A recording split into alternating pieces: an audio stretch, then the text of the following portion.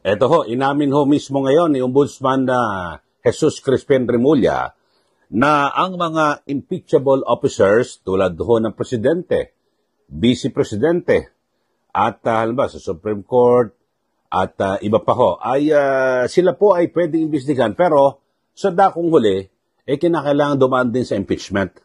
So, lumilitaw ho mga kababayan na yung gagawin pag-iimbestiga at pagsilip sa sinasabing mga naunang nakakapending na kaso laban po kay Vice President Sara Duterte, tila pag-aaksaya ng panahon, mga kababayan. At lumilitaw na talagang ito po ay may issue ng pamumulitika. At siyempre, may mga pangamba na kapag muling pinaputok itong issue ng confidential funds ay para matapalan at matabunan ito pong usapin sa flood control projects. Pero ako ho ay hindi naniniwala na matatabunan, kayang tabunan ho yan. Kasi lumang issue na yan, confidential funds. Dapat ay unahin ng husto at talagang pagtuunan ng pansin ni Ombudsman Remulla. Ito hong issue ng flood control. Wala pong problema ho kasi ngayon, bubuhayin daw ho sa Parmali. Biruin nyo, yung Parmali at yung confidential funds ni BP Sara, bibigyan ng pansin ngayon ng Ombudsman. Alam nyo, panlihis lang ho ito Mga kababayan, ang tunay na issue ho ngayon ay ito hong sa flood control projects. Pagkatapos ho nito, di balikan nyo, kung tapos na kayo dito sa flood control project na ito, at lahat naipakulong na yun, dapat makulong, dito ho, balikan nyo, yung, kung meron kayo ebidensya, sa Parmali, balikan nyo ho yan, sa confidential funds, balikan nyo yan. Pero, malinaw ho, mga kababayan, mismong si Ombudsman Remulla, na kahit na anong gawin pa, na pag-iimbestiga, impeachable officer ho ang nakaupong Vice Presidente. Kaya kahit na anong gagawin ho nila na pag-ngak ho dyan, o kung ano man na investigasyon, sa dakong huli, ay ibibigay din po nila yan sa mababang kapulungan Kongreso para maisulong ang kasong impeachment. At kapag na-impeach ho ang Vice Presidente, dyan po sa House of Representatives, aakyat po yan sa Senado para sa removal, no, na matanggal ho siya sa pwesto. So, mahabang proseso na naman, mga kababayan. So, ano ho ito? Kayo ho, ano ba pananaw nyo rito, mga kababayan? Pati raw Presidente, pwede raw imbestigahan pero malinaw ho sa saligang batas, mga kababayan na wala ho siguro pwede nilang kumilos imbestigahan, pero bali wala na ho yun, di ba? Kasi ba't ka mag-iimbestiga kung wala rin namang mangyayari? Di po ba? Unahin mo na yung flood control. Ito, panoorin nyo, mga kababayan, ito hong paliwanag ni Ombudsman. Ito, yung si Ombudsman Remulla. Panoorin ho ninyo, mga kababayan, yung kanyang pahayag. Nanonood ang ating mga kababayan, nandyan po ba kayo? Kasama po ba sa priority nyo is to prosecute the Vice President Sara Duterte? Titignan natin yung mga sa kanya, reklamo sa kanya. Kasi never ko nakita. Ang unang reklamo na final sa kanila ay actually final ni Sunny Trillanes. Hindi ko na nakita yon. Kasi nung dumating yung sa DOJ, ang nangyari, flash break yan ng dating Prosecutor General papunta ng Ombudsman. Kaya hindi ko nakita yung demandang yon. Ito naman demanda ng House, hindi ko yan pinapansin talaga kasi malayo yan sa bituka namin sa DOJ dahil ang amin nun ay ang dami-dami namin trabaho. Kaya hindi ko talaga, ngayon ko lang pag-aaralan yung mga kasong yan. Sa totoo lang. And besides, pwede po bang i-prosecute ang sitting Vice President kung hindi pa siya na-impeach? Sa totoo, pwede.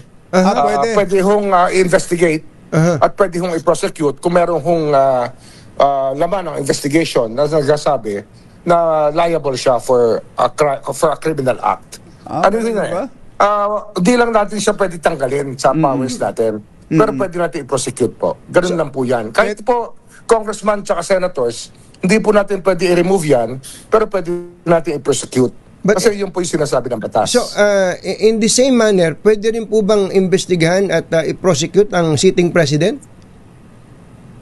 Investigahan pwede. Sa totoo lang pwede. Oo. Paano yan? Kailangan hindi mo pwede i-remove. Kailangan impeachment pa rin ang proseso para sa impeachable officers.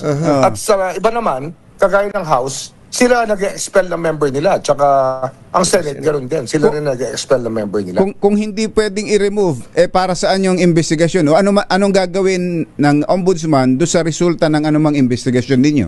Ibibigay mo yan. Kung sabihin natin sa Senate President, ibibigay mo yan sa Senate President. Kung sa Senate, kung senator ang nasa sakdal. At yung resulta ng investigasyon, ibibigay mo rin yan sa House.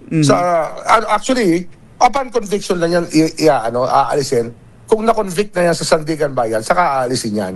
Saka yan madadrop from the rolls. Kung Vice President? Ano ho yan? Impeachment pa rin yan. Ibibigay natin yan sa sa impeachment pa rin. Sa Speaker of the House for proper action. Pag meron pong conviction yan. Okay. Yan po ang naging pahayag ni Ombudsman Remulla at na kung saan, sa dakong huli pala, impeachment din pala. Doon ang huling hantungan, huling pupuntahan ng kaso. Bakit mo agad iimbestigahan at uunahin? O bibigyan ng pansin yan? Itabi mo muna yan. Ito, suggestion ko lang naman ito mga kababayan. Kasi ang talagang focus dapat natin ngayon, alam niyo nagagalit na ho ang taong bayan, napakarami na ho at galit ho at ako mismo dahil sa talagang bilyon-bilyon piso ho ang kinamkam na mga corrupt na opisyal dito po sa ating gobyerno at ninakawan ho tayo. 3 taon mga kababayan sa ilalim po ng Marcos Jr. Administration sa kanilang budget na 2023, 2024 at 2025. Bilyong piso ho mga kababayan ang ninakaw at ibinulsa. Napakarami ho ng mga ghost projects dito po sa flood control. Dapat yan po ang unahin ni Ombudsman Remulla. Tapos pwede naman kasi lagi hong pinapalutang ho para matabunan kaya marami ho ang nag-aagam-agam at nangangamba at siyempre nagdududa sa kanyang sensibilidad na talagang baka gagamitin lang itong sandata ng administrasyon para gipitin yung mga kalaban ho na sa politika ng Marcos Jr. Administration. Dapat hindi po So, ombudsman ka na, ikaw ay tanod bayan, tagapagtanggol, tagaprotekta ng taong bayan. So, maliwanag ho ito mga kababayan. So, dapat ho talagang isa-isang tabi na. Hindi ko sinasabi na na wag nang imbestigahan yung parmali at kung yung sa confidential funds ni VP Sara Duterte. Pero, wag mo munang unahin yan. Ang daming trabaho dito lang ho sa flood control mga kababayan. Libo-libo ho ang mga proyekto na ito na dapat ho imbestigahan. Tapos napakarami po ng mga opisyal ng gobyerno ang dapat na maparusahan ho rito. Mula po sa sinasabi, may senador, kongresista, yung mga opisyal ng DPWH, maging sa Commission on Audit, at lahat po ng mga dinaanan ng ng proyektong iyan, dapat ho may managot. Hindi ho kung ilan lang mga kababayan, di po ba? Alam niyo kapag napansin ho ng taong bayan na talagang ginagamit ho sa mga kalaban sa politika, ito hong bagong ombudsman, yung kanyang kapangyarihan, lalong gumulo ang sitwasyon dito po sa ating bansa, mga kababayan, di po ba? So, dapat ho ay maging maingat ito hong si Ombudsman Remulla. Kasi, di ba, alam mo, habang buhay na yan ay magiging tatak sa iyong sa iyong pamilya at sa iyong pangalan. Di po ba? Okay, so magantabay ho tayo mga kababayan at at least maliwanag, aminado ho, ito pong si Ombudsman Remulla na tanging talagang hantungan ng impeachment. Maging ang presidente, pwede raw imbestigahan, sabi niya. Pero sa tingin ko talagang hindi niya na magagawin yun. Yun po nag-appoint sa kanya. Para imbestigahan si Pangulong Marcos Jr. Malabo ho yan. Pero pwede raw imbestigahan. Siguro gusto mo, imbestigahan mo rin para patas. Di po ba? Kung iimbestigahan mo ang vice presidente na isang impeachable officer, ganun din ang presidente. Di ba?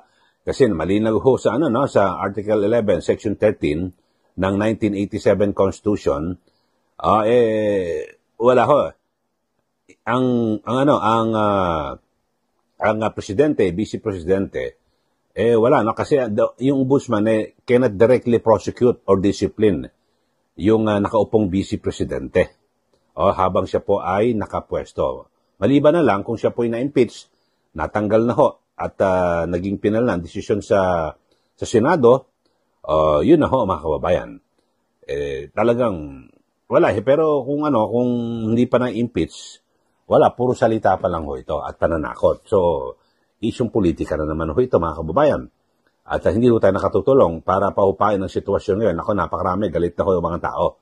Hindi nga natin alam kung saan hahantong itong usapang ito mga kababayan kapag hindi po nabigyan ng tamang solusyon at hakbang ng administrasyon para mapakalma at maibalik po ang tiwala ng taong bayan sa gobyerno na kung saan ay ngayon talagang lahat po ay bukang bibig yung sinasabing napakalawak na korupsyon sa ating gobyerno sa ilalim po ng Marcos Jr. administration. Kayo po sa ating mga kababayan natin na nanonood at nakikinig, anong masasabi niyo ho rito? Sige, mag-message na ho kayo at magbigay po ng comment. At samantala mga kababayan, sa mga bago lang po sa ating channel, huwag niyo pong kalimutan na mag-subscribe para kayo po ay updated dito po sa ating mga diskusyon. Okay, so yan po mga kababayan at hanggang mga sa susunod ho na pag-uusapan pa rin natin yung issue na ito na kung saan ay ating tinututukan ito ho mga gagawing hakbang ng bagong ombudsman ng ating bansa. So sana po talagang patunayan niya na wala raw po siyang sasantuhin kahit kanyang mga anak, kapamilya. Yun po sabi niya. At kahit kaalyado ho ng administrasyon sa magiging patas, di umano. Abangan ho natin.